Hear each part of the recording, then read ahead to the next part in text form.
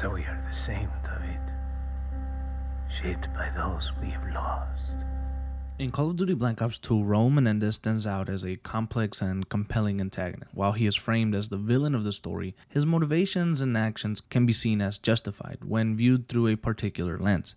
Far from being a one-dimensional terrorist, Menendez emerges as a revolutionary who sought to expose the deep flaws in the global order. By examining his background, his critique of Western imperialism, and the global inequalities he sought to address, it becomes clear that Menendez's cause was rooted in a legitimate struggle for justice and empowerment of the oppressed. In fact, one could argue that Raul Menendez was right in his actions, even though his methods were extreme. To understand why Menendez was right, we must first look at the events that shaped him. His deep-seated hatred for the United States and the West was not born from blind ambition or an insatiable thirst for power. Rather, it was the direct result of a personal tragedy. Menendez's family would be affected by the U.S. forces many times, and on one occasion, Josefina, his sister, would be injured badly during a U.S. raid, and a few years later, she would be killed by U.S. forces. And Menendez saw these U.S. raids as a brutal violation of his personal life and a manifestation of how U.S. foreign policy often devastates the lives of civilians in weaker nations. For Menendez, Josefina's death symbolized the broader suffering inflicted by Western imperialism on vulnerable populations. From this perspective, his desire for revenge becomes not only understandable, but justified. The loss of a loved one in such a brutal, impersonal way would drive anyone to seek justice. In Menendez's case, his revenge was not solely personal, but tied into a broader critique of the system that allows such tragedies to occur. His vendetta against the United States was in essence a fight against a world order that allowed suffering in countries like his own. Menendez's ideology, as represented by his populist movement Cortes Die, presented a powerful critique of Western imperialism. For centuries, the United States and other global superpowers have exerted their influence on weaker nations, often for economic and strategic gain. These interventions, justified under the guise of promoting democracy or fighting terrorism, frequently leave destruction in their wake. Menendez understood this all too well, having witnessed firsthand how the U.S. used its military and economic power to destabilize his home country, Nicaragua. Through Cortes Die, Menendez rallied millions of people around the world who felt the weight of these interventions. His message resonated with the global underclass, the impoverished, the disenfranchised, populations who were often the collateral damage of U.S. foreign policy. These people saw Menendez not as a terrorist,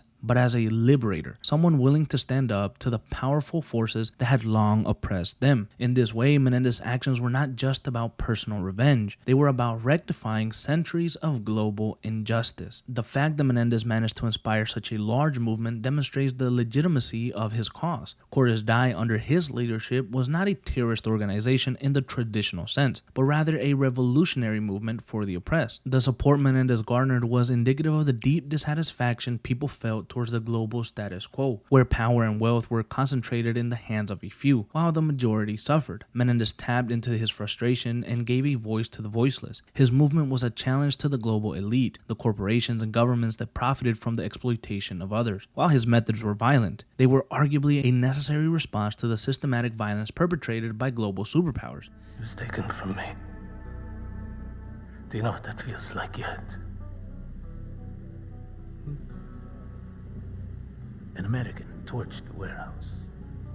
For insurance money, $11,000. That was the value they placed on her life. She was the reason for me to live. What about you, David? What drives you? Is it me? Einstein once said that the economic anarchy of capitalism is the real source of evil. Your father and his people took Josefina from me. Pues, tu papá está muerto. Your father is dead. And his people.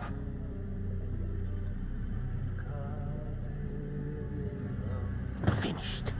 In this context, Menendez's actions can be viewed as a form of justified rebellion.